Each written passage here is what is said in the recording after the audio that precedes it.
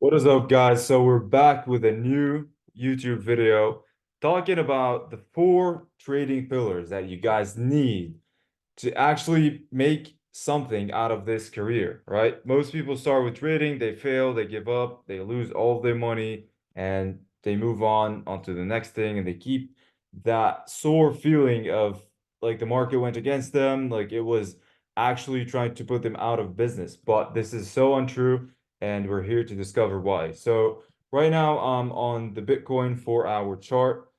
I'm not going to be going in depth about technical analysis. We're going to be talking about the main four concepts that you need to apply in order to become profitable in your trading. All right. So the first and most important thing would be your psychology. All right. So let me actually break this down. One, psychology. All right. So why is it the main aspect of trading? Because in trading, one side has to lose money in order for the other side to make money. So if everybody's thinking the same, if you're thinking the same as everybody, if you're moving like a herd of people, everybody's going short, you go short with them, you're most likely going to be losing money because institutions are always taking money from retail traders. So we got institutions against retail, right? If you're thinking like a retail trader, you're going to be on the losing side, right? This is why the main aspect of trading is psychology and the way you think in the market and the way you interpret the storyline of the chart, behind the chart. These candlesticks represent certain aspects of the market, right?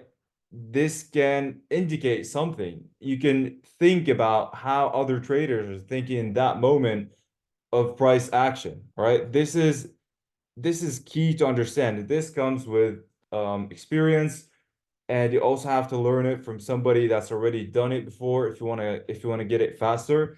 If you don't want to have a mentor, you can do it by yourself. It's just that you have to spend hours and hours analyzing the story behind the chart, trying to understand what institutions are doing, what's going on behind the scenes, and actually being honest with yourself if you understand it or not, because you're not going to be 100% aligned with your psychology all of the time. When you have a bad day, you have to step away from the chart and understand that this is not the day you want to be trading on, right? So the second aspect of trading is your fundamental analysis, right? Fundamental analysis means that you're analyzing and you're understanding the key metrics that are going to be moving the market, right? These whole movements on Bitcoin or whatever coin you choose to trade, they don't happen by accident. There's a fundamental reason behind it. And usually that fundamental reason is something to do, in this case, we're trading Bitcoin against the dollar. So it's something either has to do with the dollar, right? Or Bitcoin, like Bitcoin halving and all these different events that happen in the market. So with the US dollar, you want to be paying attention to what's going on in the economy, GDP, exports, PPI reports, CPI reports, inflation rates. All right, all of these things are rates. All right, maybe wars, maybe things like COVID, vaccine, whatever it is. Yeah, all these things do impact the market, and if you're not paying attention to those things, you're gonna struggle with your psychology as well because you can't make the connection, you cannot make the link between the two, right? These two are definitely connected, and the more understanding you have with your fundamental analysis, the better your psychology is going to be, and the better you're going to be able to interpret the storyline behind the chart. All right. So the third thing that comes into play is the overall market sentiment, right? So market sentiment means how other traders are being positioned in the market. Again, this goes back to our main lesson about psychology and how retail versus institutions think. So understanding the market sentiment means that, so let's say over here, around this candlestick over here, most retail traders were trying to long, right? They thought this was some kind of a breakout and the price is going to continue pushing higher, right? Let's say you had a long setup over here, but if you know that most traders are going to try to long Bitcoin from that level, and let's say they have their stop loss somewhere around here, over here, maybe below this wick, maybe um, just at this level over here, maybe below these wicks, these big wicks over here, right? Now you know where most traders have their stop loss, so you don't want to be joining them on the move. What you want to do is actually go against them. So maybe you can look for a short, or maybe you can just wait out and see how the trade plays out and wait for a better entry in the market. So do not be afraid to be positioned against everybody, because that's usually when you make the most money, when everybody's trying to go a certain direction. And by everybody, I don't mean the banks. I mean retail traders, just people trying to trade from their home, from their phone, whatever. If you're going against them, you're usually going to be making money, right? Then the final thing that most people prioritize instead of psychology and fundamentals and market sentiment, which is technical analysis, right? I've placed this to be the fourth thing by I did it intentionally because I want to make it clear that technical analysis is definitely not the first thing you should be prioritizing and paying attention to. The first thing you want to be paying attention to is your psychology, then your fundamental analysis, then your market sentiment, then the technical analysis. All right. With technical analysis, we're just finding entry points. All right. We're finding the best price to join these movements. So let's say we have an impulsive leg and we have a correction over here. Where do I join this movement? Let's say I'm expecting the price. My fundamental is telling me that the price wants to go higher, right? Where do I join the movement?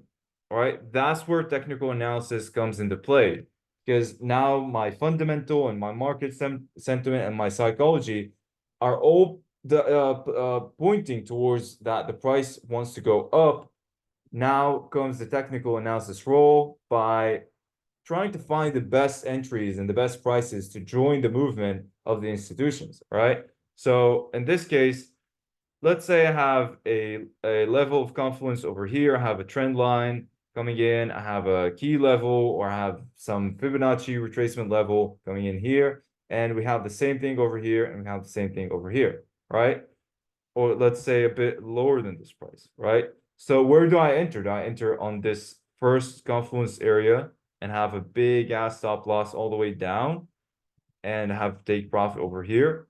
Or do I join on this level? So all of this is what you need to use the technical analysis for, to find your best price and the best entries. I'm not going to go in detail on how to find the best entries and the best price. This should be including in your personal trading plan, in your own game plan when you do your pre-market session. But these are the four main pillars that you want to be paying attention to when it comes to trading.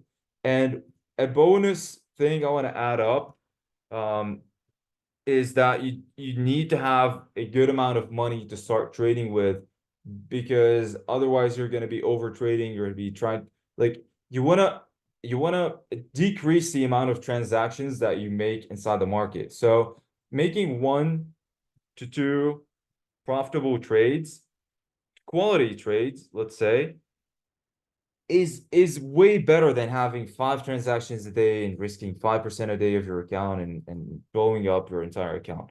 Even if you make 5% on these 2 transactions, even if you make 10% on these 2 transactions, you're still way, way ahead of 99.999% of traders in the planet, which is insane to think about.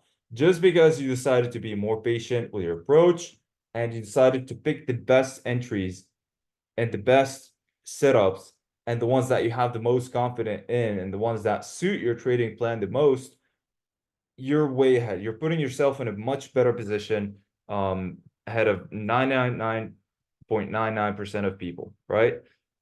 Even if you're trading with a 200K account, 100K account, you're still going to be making so much money with 10% or 5%. You don't need to be making 10 transactions a day and trying to make 20% a day and all these crazy fucking trades, right?